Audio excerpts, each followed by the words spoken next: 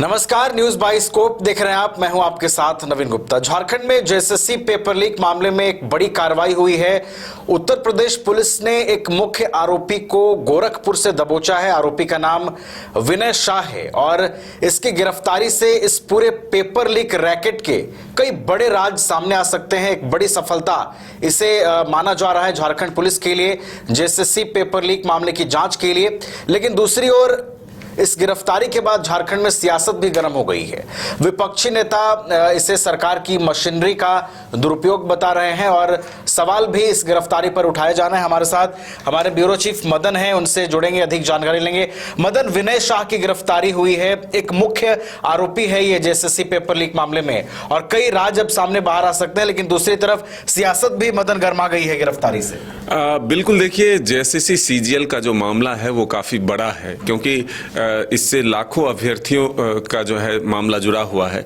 तो सबकी निगाहें जरूर टिकी थी और जिस तरह से सीआईडी इस पूरे मामले की जांच कर रही थी तो एक उहापोह की स्थिति थी कि आखिर पेपर लीक हुआ या नहीं हुआ। अभी भी ये सवाल बरकरार है।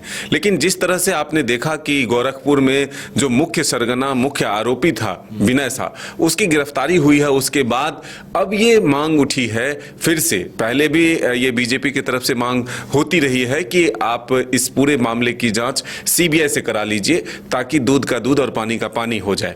लेकिन सत्ता पक्ष के लोग और सरकार ये कह रही है कि जब हमारी मशीनरी काम कर रही है, हमारी संस्था काम कर रही है, सीआईडी निष्पक्ष रूप से जांच कर रही है, तो आखिर आपको भरोसा सीआईडी पर क्यों नहीं है? सिर्फ सीबीआई की बात क्यों करते हैं? कई मामलों का जिक्र करते हुए सत्ता पक्ष की तरफ से ये जरूर कहा गया कि सीबीआई भी कई मामलों में निष्कर्ष तक नहीं पहुंच पाई, कोई जांच पूरा नहीं हो पाया, तो इसलिए सीबीआई से अच्छा है कि सीआईडी से इस पूरे मामले की जांच कराई जाए।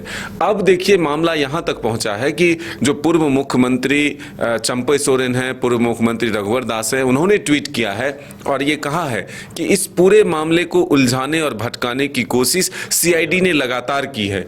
सरकार ये मानती ही नहीं है कि पेपर लीक हुआ है, लेकिन झारखंड की पुलिस भी उस अभियुक्त तक नहीं पहुंच पाई। लेकिन यूपी पुलिस ने वो कर दिखाया, यूपी के एसटीएफ ने वो कर दिखाया कि मुख्य आरोपी को अब गिरफ्तार कर लिया गया है।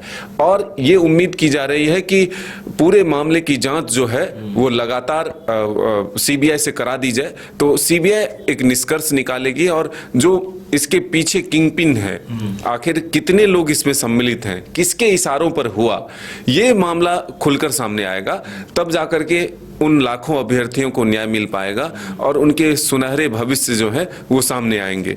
तो अब देखना होगा सत्ता पक्ष की तरफ से इन आरोप और इस मांग पर क्या कुछ जवाब आता है। लेकिन ये जरूर है कि यूपी पुलिस की कार्रवाई ने झारखंड में एक सियासत जो है वो जरूर शुरू करवा दी है कि झारखंड की पुलिस वो काम नहीं कर पाया जो यूपी के एसटीएफ ने कर दिखाया। तो क्या मदन अब ये माना जाए कि विनय शाह की गिरफ्तारी के बाद अब न्याय मिल पाएगा जेएसएससी के अभ्यर्थियों को, लगातार जो उनकी मांगे रही हैं, और कई बड़े राज भी अब खुलेंगे?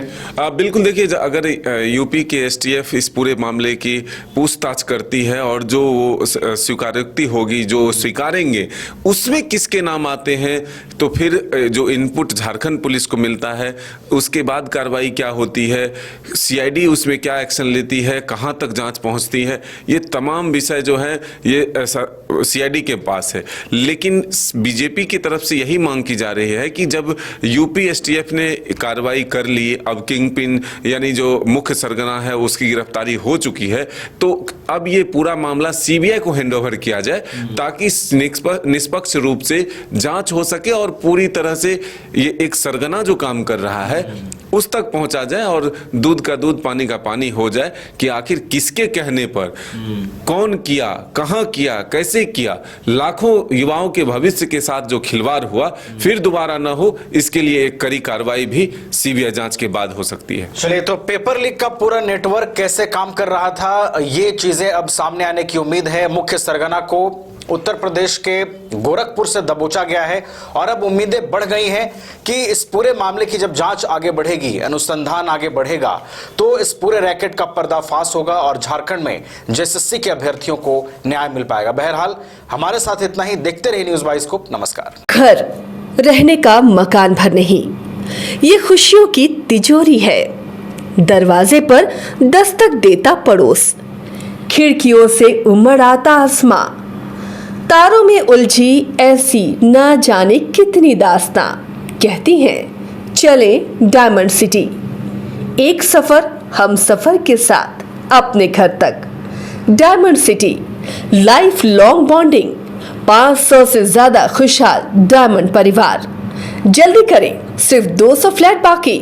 आज ही बुक करें अपना आशियाना।